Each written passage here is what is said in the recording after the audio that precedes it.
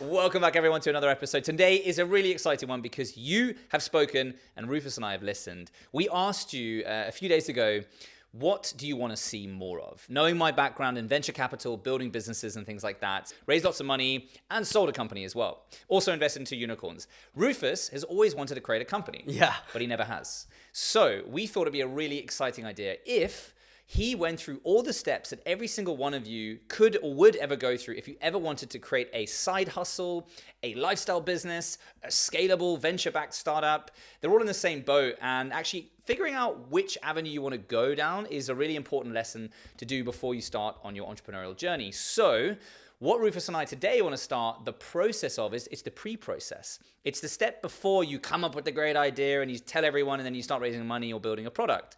So that's what we're doing today, right, Rufus? Yes, level -1. Level -1 entrepreneurship.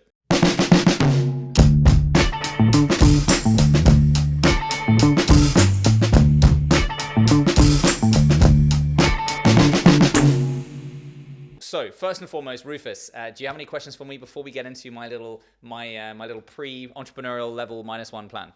To be honest, I always wanted to start a company. That's number one. But the threshold of like starting it and what ideas should I go for and what problems should I solve? I have so many questions that I've been like holding me back from actually executing on topics. So I have like a big okay, I want to do this. I should do this. I know thoughts that I should no, don't do this. But I feel that to start and to execute is a big step to take. So yes, I have a lot of questions to actually go forward on this. Rufus, you're not alone, and I guess that I feel like I'm very salesman-y, right? I don't want to be salesman-y. Anyway, what I'm trying to say is that, Rufus, you're not alone. I'm sure you've had the same feeling as well. Very daunting thing, right? First and foremost, let's clear the air a little bit about this. Rufus, have you got rich parents? No. Rufus, have you got a business degree? Nope. So you're like anyone else, right? You are like anyone else who wants to start something out of just genuine passion and interest, right? Why do you want to start a business? Because I always like to control my time, number one, and I love creating things. Okay, well, that's a good starting point, right? Controlling your own time, because that is sort of one of the positive byproducts of entrepreneurship. However, let's just also acknowledge the fact that it also controls your time, because now you give your time to something, right? Anyway, but I wanted to go through a few things here, which I think was really important lessons to go through in the early phases before you go down any route of quitting any jobs and things like that. So all of this can be done while you're in a full-time job or whatever stage you're at your life, university, family life, you name it, right? This stage now is meant to be going in complement to all of that, right? So no one's quitting jobs yet. No one's raising any money, doing anything stupid, right? No. So first question is, Rufus, identifying what kind of entrepreneur you want to be. So for me, there's like 3 key areas you can identify. Do you want to become a lifestyle entrepreneur? And that's basically where you sort of create a product or service that you sell. A service-based one where you sell hours. So for example, you have a skill set that you've built up over time, or that's like coding or designing or social media management, right? Those are skill sets you can sell as like an hourly rate, managing different accounts. Lastly is the one that most people only think is the only option, which is building a scalable startup, creating innovative technology, hiring and firing, raising money. And that's really the impression media gives us what entrepreneurship is, right? Who is Elon Musk, Jeff Bezos, these guys and girls, Whitney Wolf Herd, right? They all created innovative companies. Now, that is amazing. We need that in the world. We need people pushing frontiers, visions, innovations, etc. But for the average person, myself, yourself, Rufus, as well, that doesn't have to be the only option. No. The other options, because to be honest with you, there's like a trade-off in terms of like how much effort, time, and money and stress to be a Whitney Wolf Herd or a Jeff Bezos versus the benefits versus the time issues and stress of basically creating a lifestyle business, setting a product. You're only ever going to make 50 to 500,000 a year, but do you need more? Isn't that actually perfect when you can manage your time and a family versus having 50 to 500 million if you're like this tech entrepreneur founder and then you go through, gray hair before you're 30 or 40 and things like that. So my question is like, have an idea about what type of entrepreneur you want to be. Do you know that already?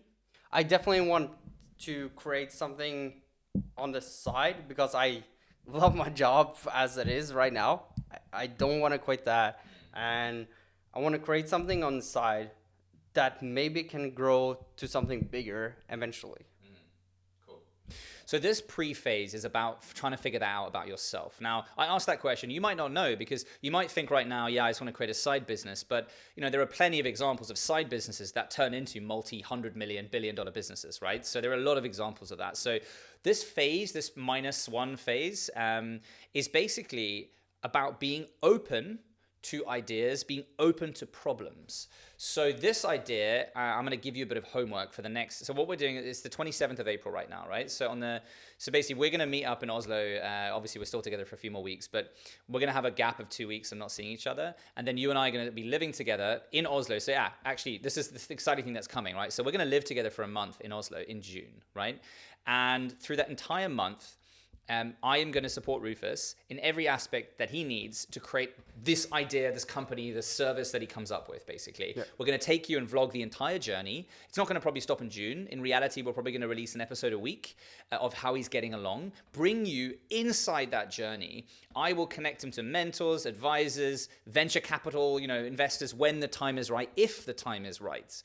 But all of that, we're going to give you an inside look in how the problems, the stresses, the worries that he's going to have.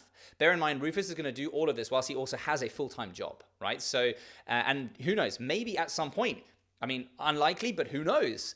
Rufus might even quit his job with me and pursue this idea. All of this, I'm willing to take the risk on. I'm also going to put my hand down and say, if there's something is real about this, I will put some money into it. I will. And I will potentially bring in maybe, Eric, who's a colleague of ours. So you have definitely have you're set up for success in this sense. So I guess we should also acknowledge the fact that you do have a lot of support around you, which is not like every person. But we're going to show you how he gets that support and how you can too. Anyway, this phase, Rufus, is all about being open to identifying problems and solutions, right? So the next month, until we meet in June and live together in Oslo, I want you to have your eyes open. Yeah. Now, I've said this in videos before about how to come up with an idea. And a lot about coming up with an idea is about identifying problems in your day, your week, your month, your year. So what I would do if I were you, Rufus, is every single week now, you have homework on a Sunday. Schedule it at the same kind of time, a time that's always not going to, it's not like 9 a.m. on Sunday, because obviously maybe you have a party the night before. So don't be realistic. Whether it's like 3 or 4 p.m. or 7 p.m. on a Sunday, every single Sunday, you're going to sit down and you're going to go through your week. Yeah. Now, I know you journal, so you can work towards doing this on a daily basis, potentially. Making an extra note of 3 bullet points during that ideas or problems that you faced during your day. But I think for anyone else trying this, starting small and getting bigger is always easier than starting big and having to reduce, right? So on a Sunday, I want you to reflect on a Sunday about your week. And I want you to think about, all right, so what problems did I face during this week? Was it lack of poor customer care? Was it that I couldn't book a ticket at the train station because it wasn't digital? Or was it something that I faced in my work life, like individually? So identify some problems that you may well be able to develop solutions for. Now, we're not at the solutions phase. What I want you to do for the next month or the next actually 5-6 weeks is to identify and be open to as many problems as possible. Listen to people. Okay. Ask them questions. Because obviously, your life is one thing, but everyone is different. So listen to your friends when they complain about something. Listen to your family if they complain about something, or be inquisitive. Ask them about problems they've faced, because you're more likely to identify holes in the system that could be solved with technologies or services or products that you could create, right? So this next 5-6 weeks is basically, you can't do anything wrong. Okay. All you have to simply do is to remind yourself to have your eyes open and your ears open and take notes, because no human being is brilliant enough to remember everything that they hear or eavesdropping conversation. I'm talking like if you hear someone on a bus or a train or a plane talking, and they talk about a problem that you might not face, but might be a massive problem for a specific demographic of people, listen, write these notes down. So try to get into a habit on your phone notes or something. Every time you hear something interesting, create a phone note folder now. And every time you hear something interesting, jot it down, note it down, send yourself a message on Slack or something like that. Set a reminder in your calendar just to think about that on a daily basis, and then obviously think about it on a Sunday, and start to formulate this basically ideas book of problems that you could create solutions for. So this is what this phase is about, basically. It's about being open to ideas and things like that. On the other side of things, I want you to also think about trends. Okay. Think about this, right? So we're sitting here today on April the 27th, 2021, right? What trends will emerge in the next 3 to 5 to 10 years? Obviously, it's quite hard to forecast 10-year trends, but think about this. Like, people who win in business typically predict the next 5 years. Right, so they take a bet on what's going to happen in the next couple of years, right? Yeah. If you can get ahead of a trend coming, for example, TikTok, right? So those who were aware of social media in 2017, 18 or so, had seen TikTok emerging, jumped onto TikTok and built massive audiences. Clubhouse is a good example of that, where Clubhouse came out, when it reached your neighborhood and your scene. I had a lot of friends posting that it took them 10 years to get to 30,000 followers on Instagram, and it took them 3 months to get to 30,000, on a new platform, right? Yeah. So being aware of obviously what's coming, what trends are coming, even if it's not an area that you necessarily think is relevant for you, being somewhat a spokesperson for a topic. Don't underestimate, for example, some of the most engaging people on YouTube are not presenters or extroverted people. So don't limit yourself by your own self-beliefs. Don't let your self-beliefs limit you, basically. So think about trends, what's coming. Some of the most successful people in the world predict the next 5 years. I want to make one statement as well, which is something I experienced with many entrepreneurs and many people who have ideas. Now, just remember, and I've said this before and I'll keep saying it again until it really sticks in, the difference between an idealist, someone who has lots of ideas, we all have ideas, human beings have ideas, we're born that way, we're engineered that way. The difference between an idealist and an entrepreneur is execution.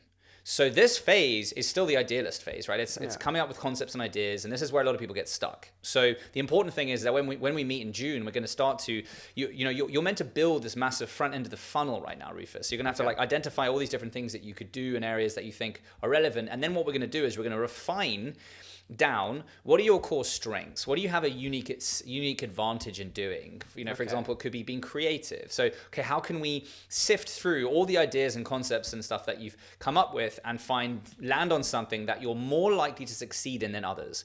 And that's what this phase is really important for, to not limit yourself, just have a look at everything that you're interested in doing, because also bear in mind the next phase as well, we're going to identify some passions and interests and things that you actually maybe should pursue, because so many people only think you can make money in specific fields. I had that when I was a child. I used to think finance was the only place you could make money, really, right? And that traditionally was almost true. Being a doctor, a lawyer, an accountant was where you made money. Being an entrepreneur only 30, 40, 50 years ago was unheard of. People didn't do that. That was risky. That was, that was not cool. You took a safe job and got a good salary and retired with a pension. Whereas today, the cost to create a company, the time to do so as well, and the information available to do so, the threshold's so much lower. So actually, we're having a shift now where people are moving towards entrepreneurship as opposed to following traditional routes. But a lot of people still get held up at that first stage, the idea stage, having ideas and implementing them. So that's what this phase is for. Okay. Quick recap. Yeah. What are you going to do? I'm going to take notes of all the problems that's surrounding me. And I'm also going to be open ears to my friends, family, if they have problems that they're facing. One question, should I only write the problems, or should I also write if I got a solution right away for it? Yes, you should definitely do both, right? Okay, so I think how I look at this is sort of like a list of problems on one side, a column, and a list of solutions on the other side. Okay. Sometimes you'll just have a solution, like you'll just think of a solution without necessarily a problem. And that's the opportunity versus problem kind of startup idea, basically. Okay. So I have two columns. On one side, on the left side, problems, and then on the right side, solutions.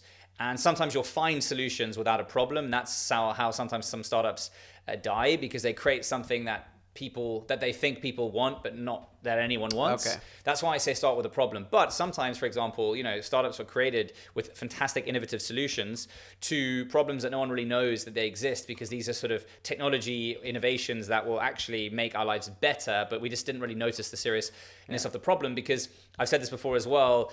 Then at the end of this, we're going to decide on what of these problems are a vitamin or a painkiller, the solutions to those problems, right? Like, is it something you can live without, or something that you can't live without? Okay, so note all that for a month. Every Sunday, I catch up on the week has been, and create notes around that. Write a little bit. So it's gonna be like a journaling for solutions and problem and ideas. Exactly. I'm gonna do that every Sunday, and also think of trends. Be open-minded to like new platforms, download apps, check things out, and just be super open to everything. Just basically. be all round inquisitive. Okay. And there is nothing that you can do wrong in this phase. Yeah. The only thing that you can do wrong is not doing this phase and running into an idea and then getting stuck down the avenue. And that's why people fail, or at least give up too soon, because they get stuck on an idea and pursue it too far. This phase isn't about pursuing ideas. This phase is about coming up with ideas and problems and solutions. And then the next phase will do all of that. So don't feel like you're not going down too deep into specific idea areas. That is coming. And this is all part of the process. And the more time we spend, and also like, just bear in mind, like there's no rush. There's no rush. Okay. Don't put too much pressure on yourself. Okay. This is a fun phase. And I'm really curious to see what you're going to come up with. And I guess there's nothing left to say, Rufus, but best of luck. Please, everyone, wish Rufus the best of luck. And stay tuned, because Rufus is going to literally vlog the entire process of all of this.